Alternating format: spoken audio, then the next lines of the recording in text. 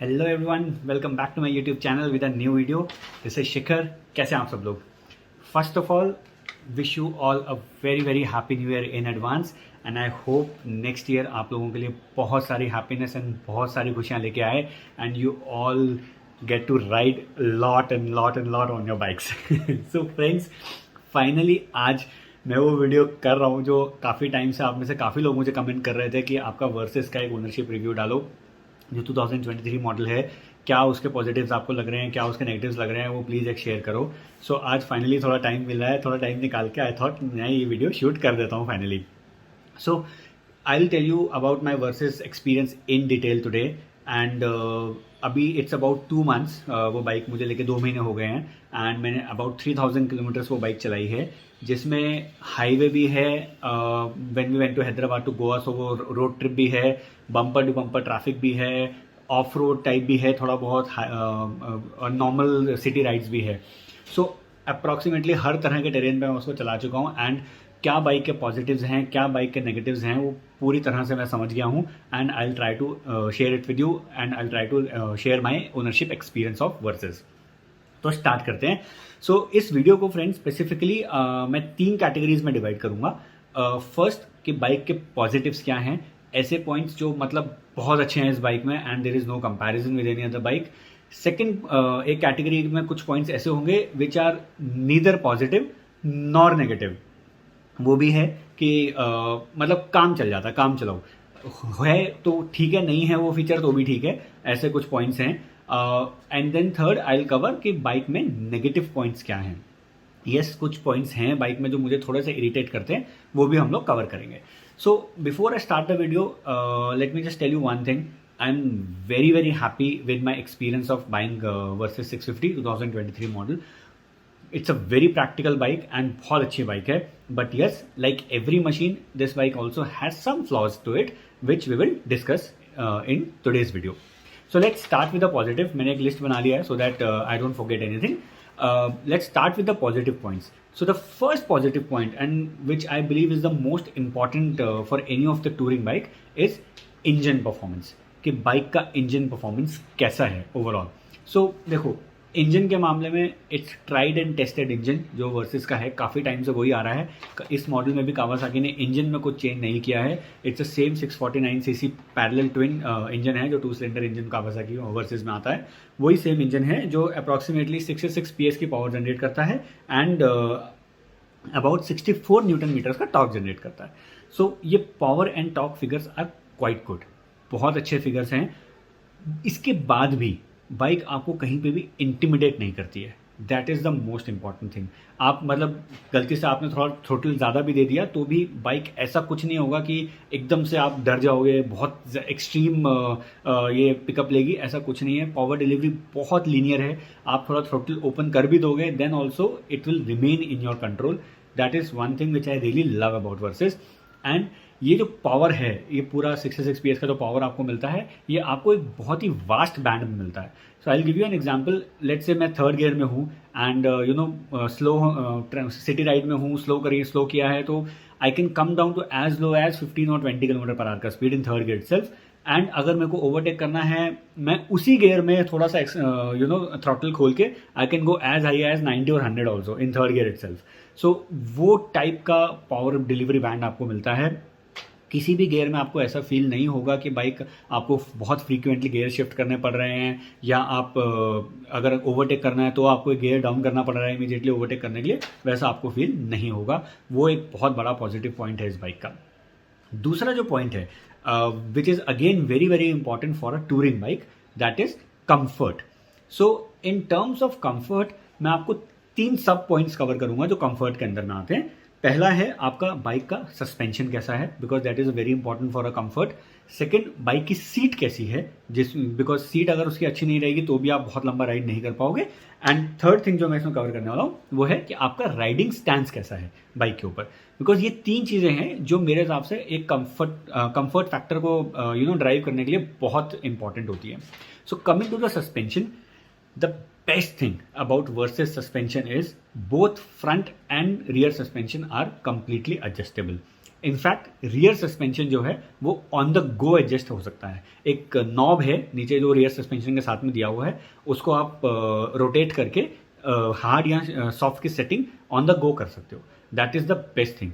Even अगर आप वो नहीं भी करते हो तो भी जो डिफॉल्ट सेटिंग आती है फ्रॉम फैक्ट्री वर्सेस की, वो बहुत ही अच्छी सेटिंग्स हैं एंड उसमें भी आपको कुछ चेंज करने का जरूरत नहीं पड़ेगा. फ्रंट सस्पेंशन को एडजस्ट करने के लिए आपको टूल्स चाहिए होंगे, but rear suspension on the go कैसे भी एडजस्ट हो सकता है basis the roads. That is one thing and which is extremely good. Second जो इसका कंफर्ट का फैक्टर है that is seat. So Versys का जो सीट है, इसको अगर मैं स्पेसिफिकली कंपेयर करूं मेरी प्रीवियस बाइक जो कि GS310 थी, उससे भी एक लेवल अप है. सी, इसका कुशनिंग इज़ वेरी गुड. ज़्यादा सॉफ्ट नहीं है, ज़्यादा हार्ड नहीं है. सो आप इजीली फुल डे पर राइड कर सकते हो. The seat is quite broad, अच्छी खासी ब्रॉड है. सो आपकी इनर थाइस को भी अच्छा सपोर्ट मिलता है एंड ऐसा कहीं पे भी प्रॉब्लम नहीं होगा कि आप 200-300 किलोमीटर्स के बाद आप थक जाओगे. बिकॉज अगर आपने मेरी गोवा सीरीज़ भी देखी है तो हम लोगों ने एक दिन में अराउंड 799 और 800 के ऊपर भी कवर किया है एंड उसमें भी मेरे को कोई ज़्यादा परेशानी नहीं हो रही थी. सो वो एक पॉइंट है. देन उसके बाद एक थर्ड पॉइंट जो आता है वो है राइडिंग स्टैंस, जो कंफर्ट के अंदर ही आता है. अब राइडिंग स्टैंस एक ऐसी चीज़ होती है जो अगर ज़्यादा अग्रेसिव रहेगी तो भी आपको प्रॉब्लम रहेगा, और अगर बहुत ज़्यादा रिलैक्स रहेगी तो भी आपको प्रॉब्लम रहेगा, बिकॉज फिर वो क्रूजर बाइक बन जाएगी, राइट. सो वर्सेस का जो राइडिंग स्टैंस है ना, it is somewhere between you can say adventure touring kind का ही स्टैंस है. मतलब बहुत ज़्यादा एग्रेसिव नहीं है, आप एकदम स्ट्रेट पैड से हो, आपके फुट पैग्स एकदम कंफर्टेबल जगह पे है, आपका हैंडल बार एकदम कंफर्टेबल है.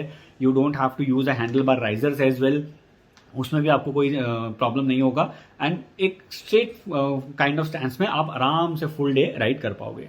सो ये दो पॉइंट जो हैं टूरिंग बाइक्स के लिए बहुत इंपॉर्टेंट होते हैं. वो दोनों पॉइंट्स वर्सेस बहुत अच्छे स्कोर्स के साथ टिक करती है. First is engine and the power delivery, second is the comfort. ये दोनों पॉइंट्स पे वर्सेस बहुत अच्छा स्कोर करती है एंड आपको कहीं पे भी फील नहीं होगा कि इसमें आपको कहीं प्रॉब्लम हो रही है. Now coming to the third positive point, जो भी अगेन टूरिंग से रिलेटेड ही है. मैं क्यों टूरिंग की बात कर रहा हूँ, बिकॉज यार नॉर्मली ये बाइक टूरिंग बाइक है एंड आप इस तरह की बाइक अगर खरीद रहे हो तो फिर आप रोड ट्रिप्स करते हो. एक्चुअली आप प्लान करोगे रोड ट्रिप्स, तभी आप इस तरह की बाइक खरीद रहे हो, राइट. सो वो एक बहुत इंपॉर्टेंट चीज़ होती है. Now third thing comes is mileage and the touring range. ये अगेन बहुत इंपॉर्टेंट चीज़ है कि आपको एक फुल टैंक में कितना टूरिंग रेंज मिल रहा है और बाइक आपकी क्या माइलेज दे रही है. सो 21 लीटर्स का टैंक आता है वर्सेस का इन टोटल. एंड अगर आप उसको बहुत ज़्यादा अग्रेसिवली नहीं चला रहे हो, लाइक जैसे मेरा राइडिंग स्टाइल है, मैं बहुत ज़्यादा रेव नहीं करता हूँ बाइक को.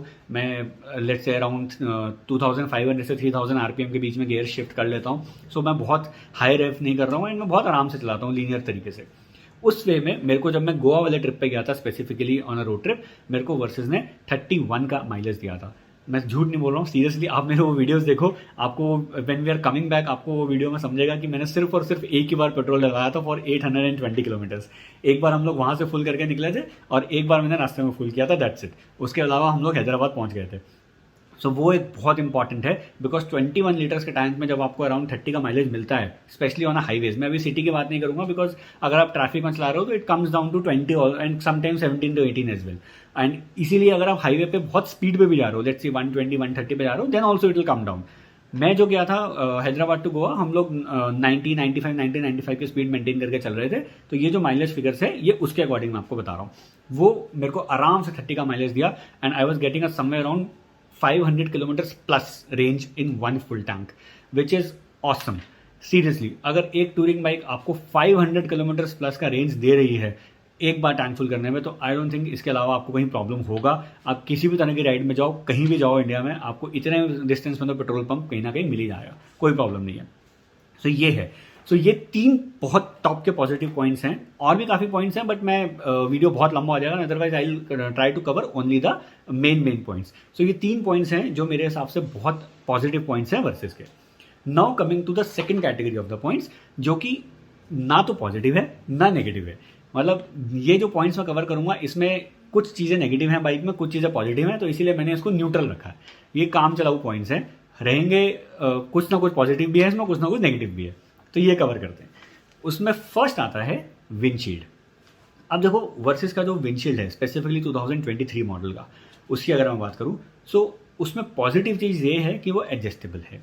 ऑल्दो एक हाथ से एडजस्ट नहीं होता है, so you cannot do it on the go, but आप रुक के दोनों हाथों से आप उसको इजीली एडजस्ट कर सकते हो। That is quite easy. एक लीवर दिया है just next to the TFT screen, उसके नीचे एक लीवर है, आप उसको प्रेस करो एंड विंडशील्ड को ऊपर नीचे करके एडजस्ट कर लो। ये उसका एक पॉजिटिव पॉइंट है। उसका नेगेटिव पॉइंट क्या है, आई डोंट नो, एटलीस्ट मेरी हाइट के लिए, मेरा हाइट इज अराउंड 5'10", मेरी हाइट के लिए मेरे को विंडशील्ड थोड़ा सा छोटा लगता है। जैसे ही आप 90 का स्पीड क्रॉस करते हो तो आपको हेलमेट के ऊपर वो थोड़ा सा विंड बफरिंग फील होता है। सो उसका एटलीस्ट अराउंड 10-12 सेंटीमीटर मेरे हिसाब से वो विंडशील्ड छोटा है। वो अगर थोड़ा बड़ा दिया होता कावासाकी ने, then it would have been awesome, और ये बहुत अच्छा पॉजिटिव पॉइंट बन जाता। सो ये एक फर्स्ट न्यूट्रल पॉइंट है मेरे लिए। विंडशील्ड है ठीक है, जो स्टॉक आता है आपको चेंज करना है आप कर लो, बट अगर आप 90-95 की स्पीड पे ही टूरिंग करने वाले बंदे हो तो आपको चेंज करने का जरूरत नहीं पड़ेगा। तो ये मेरे ख्याल से एक न्यूट्रल पॉइंट है, बिकॉज हर किसी के पर्सनल एक्सपीरियंस के हिसाब से ये पॉइंट जो है उनको पॉजिटिव या नेगेटिव लग सकता है। देन सेकंड जो इसका पॉइंट है, and this is again specifically for 2023 model, is the headlight throw and the visibility.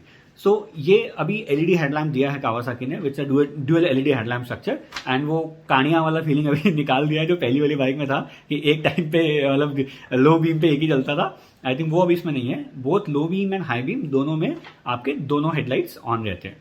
सो अब बात करें इसके विजिबिलिटी की, तो उसका मैंने एक सेपरेट वीडियो भी बनाया है जो मैं डिस्क्रिप्शन में लिंक डाल दूंगा, and I will try to give it on the I button as well. So उसमें क्या है ना, अब again it will come down to your personal choice. 80-85 की स्पीड तक दिस हेडलाइट्स आर डिसेंट, ये आपको प्रॉब्लम क्रिएट नहीं करेंगी। They have decent throw, decent visibility. But again अगर आप टूरिंग पे जा रहे हो एंड बहुत लंबा टूर पे जा रहे हो एंड बहुत आपको अर्ली मॉर्निंग निकलना है, जैसे मैं करता हूँ, whenever I go on touring I prefer to leave at around 3 और 4 o'clock इन द मॉर्निंग। सो उस टाइम पे you will definitely need an auxiliary lamp. But अगर आप ऐसा टूरिंग नहीं करते हो, आप सनराइज से सनराइज से सनसेट तक कई लोग होते हैं जो उसी टाइम पे टूर करते हैं, उसमें आपको प्रॉब्लम नहीं होगी। अगर आप थोड़ा बहुत कहीं लेट हो भी गए तो these lights are quite decent कि आपको आपकी डेस्टिनेशन तक पहुंचने में प्रॉब्लम नहीं होगी। सो ये अगेन अ न्यूट्रल पॉइंट है। बट येस, अगर आप टूरिंग करते हो it's always better to have an auxiliary lamps installed. So third जो पॉइंट आता है मेरे हिसाब से, which is again a neutral point, and मुझे नहीं मालूम एक्चुअली, मैंने जितने भी रिव्यूज देखे professional reviews Versys 650 2023 model bike के, most of them have given this point as a negative, which मेरे लिए ये न्यूट्रल है, which is टायर्स। अब आप कोई भी रिव्यू उठा के देखो प्रोफेशनल रिव्यू वर्सेस का, हर कोई ये बोलता है कि यार इसके टायर्स बहुत बेकार है, टायर्स बहुत बेकार है। देखो दो चीज़ें होती हैं यार, आप किस पर्पज से वो बाइक खरीद रहे हो और किस तरह का आपका यूजेज है उसके ऊपर ये चीज़ डिपेंड करती है। अगर तो आपको बहुत ज़्यादा ऑफ रोड आना है, या आपको लद्दाख टाइप का टेरेन है जहाँ पे रोड्स बीच बीच में टूटी रहती हैं, सब थोड़ा प्रॉब्लम रहता है, डस्ट रहता है, वहाँ पे डेफिनेटली ये टायर्स ज़्यादा हेल्प नहीं करेंगे, because these are touring tyres. वहाँ पे आपको ऑफ रोड ऑन रोड के टाइप के टायर्स चाहिए। Given a chance I would also prefer है off road on road tyre जो होता है, because even if I am not going to Ladakh every year, but अगर और कहीं भी मैं जा रहा हूँ, हमारी कंट्री में बहुत जगह पे ऐसा होता है कि कुछ कुछ पैच टूटे हुए होते हैं जहाँ पे आपको प्रॉब्लम होता है, थोड़ा ऑफ रोड आपको करना पड़ता है। बट ऐसा नहीं है कि जो टायर्स स्टॉक टायर्स आते हैं वो बहुत ही बेकार हैं, बिल्कुल ही आपको कॉन्फिडेंस नहीं देंगे, आप टर्न्स पे आपको कॉन्फिडेंस नहीं देंगे, ऐसा बिल्कुल नहीं है। एटलीस्ट मैंने ऐसा फील नहीं किया। सो ये एक पॉइंट है which is again I have kept it in the category of neutral points. Then comes the next point is जो अगेन न्यूट्रल है, which is maintenance and service cost. अब इसमें क्या है ना, इसमें एक पॉइंट पॉजिटिव भी है और एक पॉइंट नेगेटिव भी है।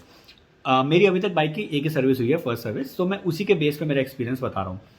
पॉजिटिव ये है कि इसका जो ओवरऑल सर्विस कॉस्ट है और जो मेंटेनेंस कॉस्ट है, it is quite economical if I compare it with my previous bike. But negative point ये है कि फर्स्ट, इसका सर्विस इंटरवल थोड़ा शॉर्ट है, 6000 किलोमीटर्स है, जबकि मेरी GS310 का 10,000 किलोमीटर्स था।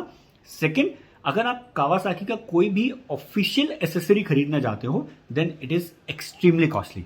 It's better you go and buy from after market, GV का ले लो या और कोई ले लो, उससे भी ऊपर ही रेट में कावासाकी के ये हैं जो एसेसरीज है। आई will give you one example. जो ऑक्सिलरी लैम्प्स मैं यूज़ कर रहा हूँ, ऑक्सिलरी लैम्प मैंने बाहर डिजाइन्स के लिए थे, which was about 24,000 including the mount and everything. Kawasaki का जो ऑफिशियल ऑक्सिलरी लैम्प है जो उनकी वेबसाइट पे लिस्टेड है, उसका price is more than 90,000, correct. और मुझे उसका स्पेसिफिकेशन फ्रैंकली मालूम नहीं है, बिकॉज उनकी वेबसाइट पे नहीं है वो कि कितना ल्यूमेंस वो देता है, क्या है वो डिटेल्स नहीं है वहाँ, बट वो 90,000 प्लस में आता है। उससे बेटर आप थोड़े से पैसे और डालोगे तो आपको क्लियर वाटर आ जाएगी तो वो एक पॉइंट है। As far as service cost is concern, it is quite economical, but अगर आप उसमें कुछ भी एसेसरीज या कोई भी स्पेयर पार्ट अगर आप लेने जाओगे कावासाकी से, it's slightly on the costlier side. So इसलिए ये पॉइंट न्यूट्रल है मेरे हिसाब से. देन कम्स अनदर पॉइंट जो अगेन न्यूट्रल कैटेगरी में ही है, विच इज इंजन हीटिंग. वो भी एक इंपॉर्टेंट पॉइंट होता है जब आप मिड रेंज सेगमेंट या लेट्स से 650 सीसी या 1000 सीसी या 850 सीसी की बाइक्स अगर आप चला रहे हो, तो उसमें कितना इंजन हीटिंग है. So in this bike I would say Kawasaki has managed engine heating quite well.